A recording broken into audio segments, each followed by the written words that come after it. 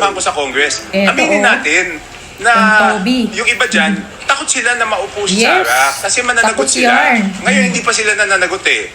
Diba? Aminin natin yan. Eh, diba yung 18 Marines? O, yung 18 Marines. Totoo naman Diba yung dati pag may sinabi ka tungkol sa Congress at hindi totoo, dinagalit yung mga congressman, pinatawag yung 18 Marines. Bakit ngayon takot silang patawag yung 18 Marines? Diba? Hindi ko sinasabing lahat ng sinasabi ng 18 Marines ay totoo. Hindi ko sinasabing may sinasabi silang hindi totoo. Pero bakit hindi nila pinapatawag? Yun. Diba? Todo mo na kasi alam ko, merong mga totoo doon. Meron talaga. Yung iba, medyo hindi ko sure kung totoo, pero alam ko may mga totoo doon. Honestly, tingin nila maaareglo nila iba eh. Pero si Sara, sa tingin nila, hindi nila maaareglo yun. Yes. Kahit, maging totoo tayo, kayo paano ba kayo mag-isip? Sa tingin nyo ba maaareglo si Sara o hindi? Okay, kayo tatanungin ko, definitely no. Yes, ang sinasabi ko lang, si Sara, 1,000,000% hindi nila maareglo. Yes. So kung ikaw yung merong may kasalanan, gusto mo bang manalo yung 1,000,000% hindi mo maareglo? Siyempre, diba? Hindi ko hinuhusgahan yung ibang kandidato. Ang sinasabi ko lang, ito, siguradong hindi nila maareglo. Alam ko yun at alam ang kasabihin na naman, dinidepensa ko yung sa akin, totoo lang. Yun. So ayan na nga, ito na naman, si Kong Toby na naman ang nagsasalita ngayon. Kasi nga, naging talaga to, itong sinabi niyang to na 1,000,000% hindi nyo maaareglo si VP Sara. Talagang pinapanindigan niya yan. Ang sinasabi nga niya dito, parang magpakatotoo na tayo, huwag na tayo maglokohan dito. Talagang karamihan sa Congress na kasama niya ay takot na maging presidente si VP Sara. Kasi nga, mananagot kayo. Kasi nga sinasabi niya, bakit wala pang nananagot? Kasi nga ang diba dati, ang talagang sinasabi dito, parang pinagtatanggol pa niya si BBM.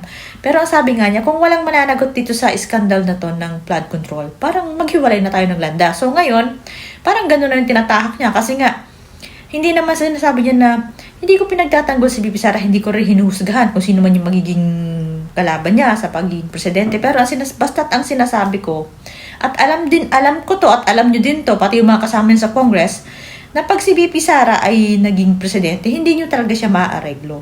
Yung iba, maaareglo, pero si VP Sara, talagang hindi. Yun ang sinasabi niya. At saka ang gusto niya dito sa mahabang video niya, sinasabi rin niya na, imbestigahan talaga is Romualdez. Kung papunta talaga yun kay BBM, wala na siyang pakialam. Basta si Romualdez, imbestigahan nyo. Kung ilaglag rin niya si BBM, wala na tayong magagawa. Ganun siya. Kasi doon tayo, sabi yung totoo lang ang gusto kasi niya. Tapos yun nga, sabi niya, tapos ngayon, parang hindi fair. Kasi parang magkaiba yung ginawa niyong pagtingin dun sa impeachment ni BBM saka ni VP Sara. Parang gusto niya, fair lang. Kung ganito yung ginawa niyo kay BBM, ganito rin ang gawin yung process kay VP Sara. Hindi yung bias kayo. Yun yung gusto niya. Tapos sinasabi nga niya, ano ba talaga Congress? Bakit noon ang tapang-tapang nyo bawat bumira or bumatikos sa inyo ay talagang pinapatawag nyo? Bakit ngayon na lahat ng tinuturo ng mga 18 Marines ay sa inyo? Ba't hindi nyo maipatawag? Parang talagang naglolokohan na lang. Kung matino ka talaga katulad ito, parang matino naman siya kahit papano eh.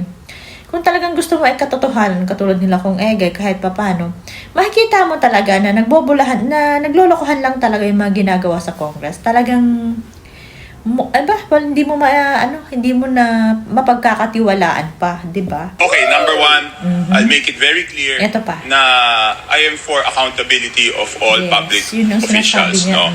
So, pero dapat natin siguraduhin na itong proseso ng impeachment kay VP Sara is really for accountability at hindi para maka-escape from accountability yung mga taong involved sa pinakamalaking scam doon sa flood control project. Kapag ini-interview. So, yun yung akin, no, na baka naman, kaya lang nila gusto ma-impeach si VP Sara, then natatakot sila sa posibilidad na maging presidente siya at kung maging presidente siya, kung sa ngayon, nakakalusot sila at hindi pa sila napapanagot doon sa kanilang mga kasalanan, sa tingin nila, hindi sila makakalusot kay VP Sara.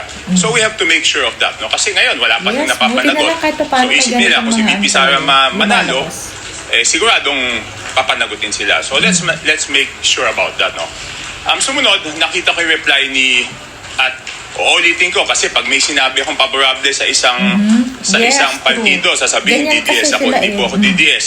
Gusto ko lang same standards, no? Kung ano po yung standards na ginawa namin doon sa pagsabi na insufficient in substance yung impeachment kay Pangulong Bongbong Marcos, dapat ganun din yung standards na ipapatupad dito kay VP Sara. No? Kasi yun ang accountability. Accountability means parehong standards. Hindi po pwedeng magkaiba yung standards nung kay President Bongbong Marcos at kay VP Sara. And for the record, bumoto nga ako na insufficient in substance yung kay President Bongbong Marcos. Inalaglag na talaga sabihin niya. na naman, hindi depensa ko. Sa akin, totoo lang.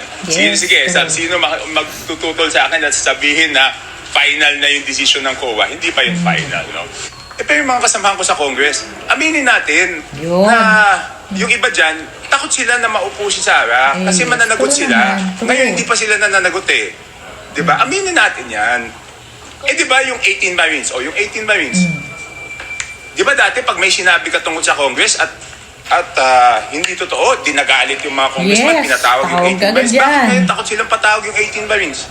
Di sila atrasan nun. Hindi ko sinasabing lahat ng sinasabi ng 18 Marines ay totoo. May picture at video, paano makakatanggi? May sinasabi silang hindi totoo. Pero, bakit hindi nila pinapatawag? True. Why diba? naman? At alam ko, merong mga totoo doon. Yes, karamihan. Yung iba, medyo hindi ko sure kung totoo. Hindi lang sure, pero halos totoo. Honestly, tingin nila maaareglo nila iba eh. Pero si Sara, sa tingin nila, hindi nila maaareglo yun. Kahit, maging totoo tayo, kayo paano ba kayo mag-isip? Sa tingin nyo ba maareglo si Sara o hindi? Okay, kayo tatanungin ko, definitely no. Si Sara ba pwedeng areglohin? Tingin ko hindi. No, it's a big no.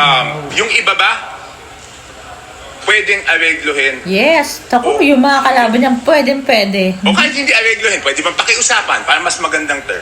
Pero lang katapat ng iba dyan. Pwede bang pakiusapan? Pero si VP Sara na po. Kasi ang question, bakit ngayon wala pang nananagot? Yun. At ang sinasabi ko lang, si Sara, 1 million %. Ito yung trending Hindi nila maareglo. So kung ikaw yung merong may kasalanan, gusto mo bang manalo yung 1 million %, hindi mo maareglo. Siyempre hindi. Diba?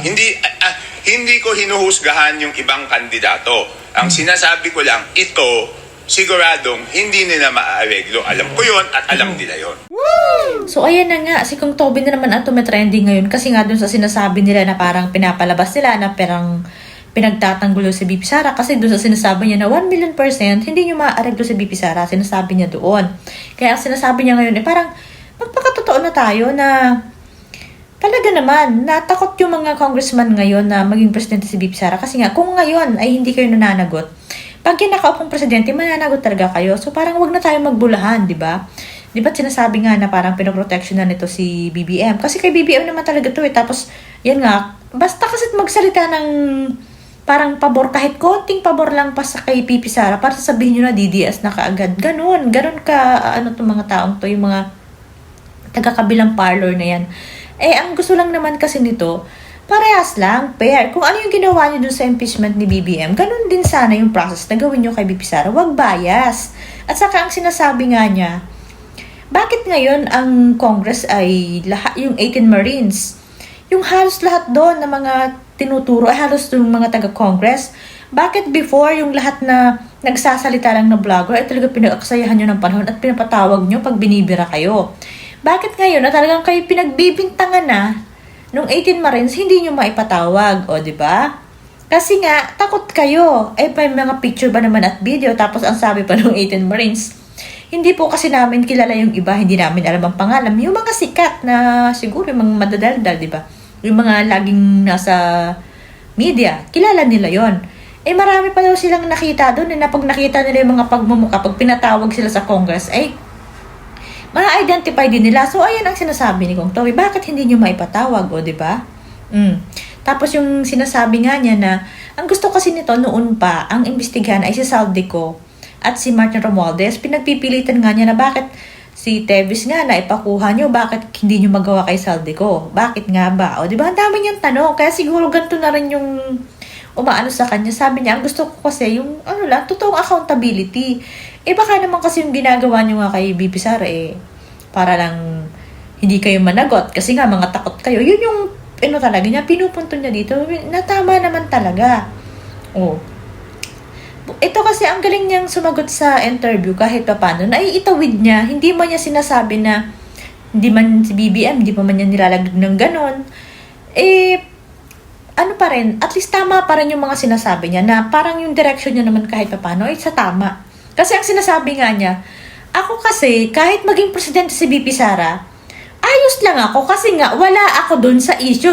Wala akong ginawang hindi ako mananagot kasi nga wala ako dun sa sinasabi ng 18 Marines. Hindi siya involved. Yun yung sinasabi niya. Parang, okay lang sa akin na maging presidente si BP Sara kasi wala akong kinakatakutan. Tama naman, di ba?